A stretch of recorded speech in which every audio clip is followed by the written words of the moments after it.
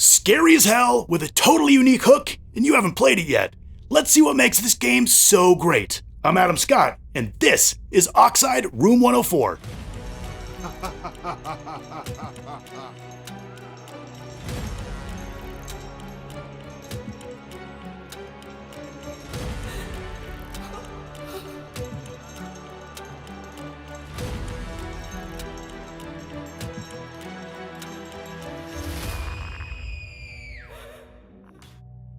There's something really unsettling about motels, attracting all manner of unsavory people and things to their collection of indistinct rooms. One copy and pasted after the other, with the same beds, TVs, and dollar store paintings. You're meant to feel safe as you sleep, but how could you? You're never completely alone. Movies like Identity, Vacancy, or Psycho capture the dark side of these liminal spaces as the perfect places for murder, or worse. Which is honestly surprising that more horror games don't take advantage of this setting. Oxide Room 104 traps you in a nightmarish motel filled with devious puzzles, horrific creatures, and a gameplay twist unlike anything else. Developed by Wild Sphere and released in 2022 for last and current-gen Xbox and PlayStation consoles, PC, and Switch. You play as Matt, who's been lured to the decrepit and seemingly abandoned Night Soul Motel. Shortly after arriving, you're knocked out cold, later waking up naked in a bloody bathtub of Room 104, with your name scrawled in blood on the locked bathroom door. You have no idea what's going on, but you know you need to escape. And this sets up the simple yet very effective premise. You'll piece together more of the story as you explore, learning about the deranged doctor performing unspeakable experiments on victims brought to the motel, and you just happen to be one of them. The simplicity of the story is actually one of its strengths, avoiding the trap of over-explaining. And while the setup is good, the real attraction here is the gameplay. The game is designed around escape room mechanics, where you'll search for clues, resources, and keys needed to escape. Which is easier said than done, since each room is a puzzle requiring you to make your way through each one until you finally break free from this motel of horrors. Death lurks around every corner, either from freak accidents or at the hands of the things hunting you down. When you die, you'll receive a visit from the doctor, and it'll be clear why this game easily earns an M rating. Then you'll wake up, naked in the bloody bathtub of Room 104 once again. But now, things have changed. The entire motel has changed. Each time you die, items move to new locations. Enemies have shifted, and the means of escape has changed. And these consequences build for each death. The world becomes progressively more horrific and dangerous, reminding me more and more of the nightmare world from Silent Hill. Your deaths and the choices you make also affect the ending. If you make it through the whole game and escape the motel without dying, you'll get the best ending. But trust me, you won't do that the first time. Now, if you die enough times, it's all over, and you'll have to begin a new game from scratch. And there's no way to cheat this. Once you've done something that hurts you, or if you actually die, your save is overwritten with that consequence.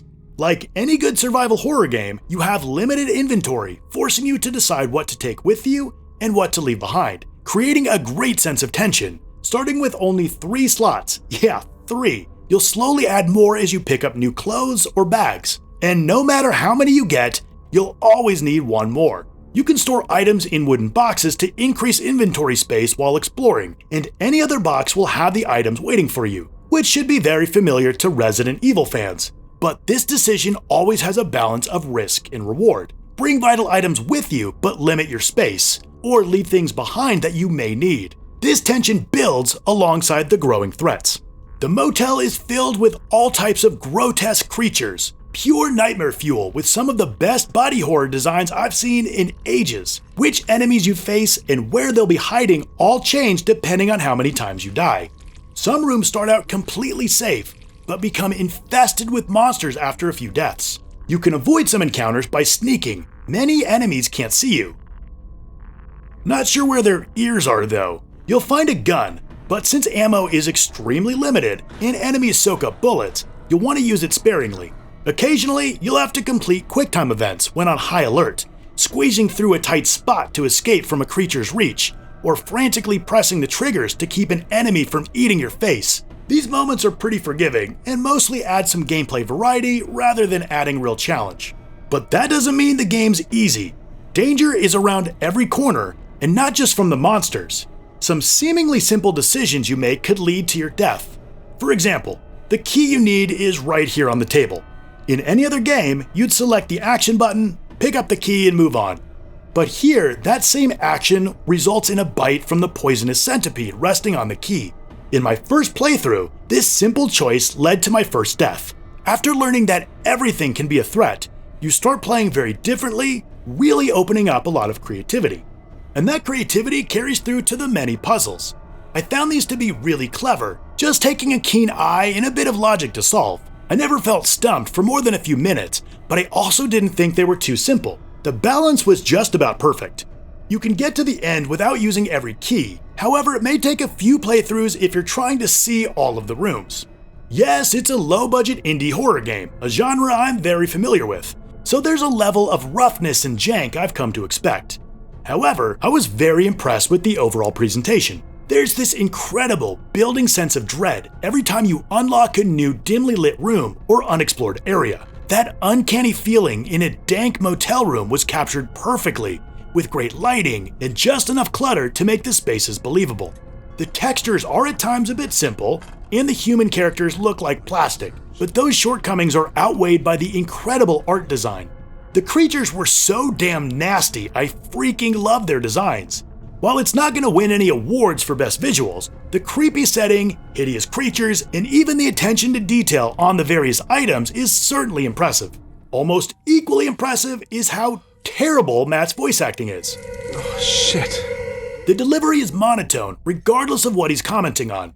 And like your mom, the things he says are so unnecessary 90% of the time. I have to get out of here. Cotton towels. They look a little dirty. I'm not going back in there. So yeah, he has something to say about pretty much everything. Now it doesn't ruin the game or anything, but it can be immersion breaking. Doesn't he know things are trying to eat your face?